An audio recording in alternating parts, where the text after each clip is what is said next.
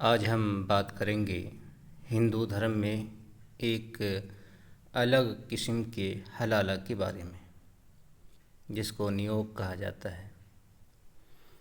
वैसे तो नियोग के एक ख़ास तरीक़े लगभग बहुत सी धर्म ग्रंथों में है, लेकिन जो मैं बता रहा हूँ वो महाभारत से दिखाऊंगा। लेकिन उससे पहले आप थोड़ा सा ये देख लें, इसी से मिलती जुलती बात महाभारत के अंदर भी है। ये है वशिष्ठ धर्मसूत्रा। वशिष्ठ धर्मसूत्रा के अंदर ये बात लिखी हुई है। पहले इसको देखने फिर मैं असल चीज़ आपको दिखाऊंगा। यहाँ लिखा है कि वशिष्ठ का कहना है कि काली जाति की शूद्र पत्नी को सुख संभोग के लिए रखेल रखा जा सकता है, पर उससे विवाह नहीं किया जा सकता।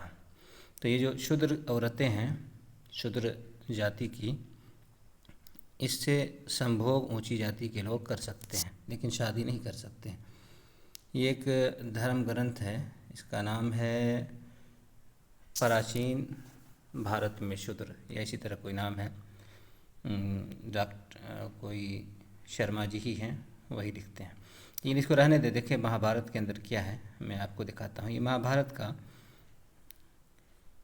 आदि पर्व है और अध्याय है 119। यहाँ देखें आप क्या लिखा है। ऊपर तो पुत्र के जो बच्चे हैं, पुत्र जिसको बोला जाता है, उसकी 14 किस्में हैं। इसके 14 किस्म के बच्चे हो सकते हैं, लड़के। तो वहाँ ये है, लेकिन नीचे फिर क्या लिखा है यहाँ से आप देखें। यहाँ लिखा है कि इनमें से पूर्व के अभाव में दूसरे पुत्र की अभिलाषा करें।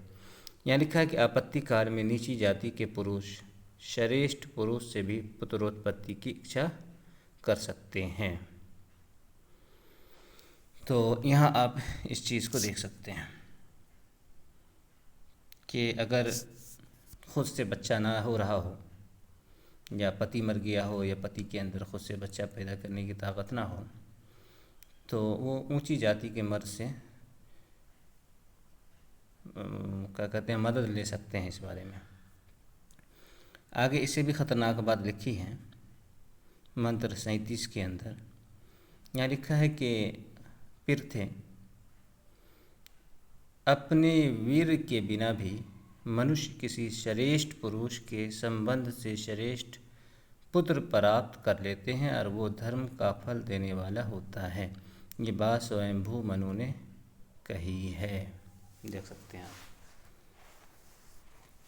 मेरे पास एक बहुत पुरानी महाभारत है, उर्दू में अनुवाद है। उसमें लिखा है कि अपने पति से ज़्यादा, इसी का अनुवाद किया था उन्होंने, कि अगर कोई श्रेष्ठ पुत्र से बच्चा पैदा करे तो वो ज़्यादा धार्मिक होता है। खुद से बच्चा न पैदा करके किसी ऊंची जाति के मर्द से बच्चा पैदा करवा लें तो वो ज़्यादा धार्मिक होता है। उर्दू अनुवाद इसी तरह से किया गया है।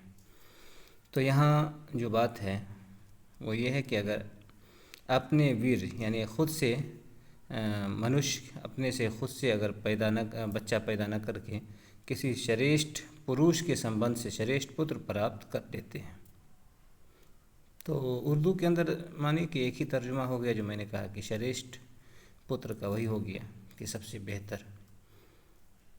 अरे इसको गौर से करें तो माना एक ही हो जाता है। देखें तो यहाँ लिखा है कि अपने वीर के बिना भी मनुष्य किसी श्रेष्ठ पुरुष के संबंध से श्रेष्ठ पुत्र प्राप्त कर लेते हैं। श्रेष्ठ का अगर उर्दू में तर्जुमा करें तो वो बेहतर, सबसे बेहतर होगा।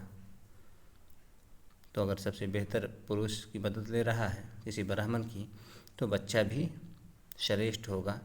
और वो जो उस जाति, जिस जाति की औरत है, उस जाति का ही बच्चा माना जाएगा, लेकिन उसमें भी वो एक अपनी अलग पहचान रखेगा, ऊंची पहचान रखेगा।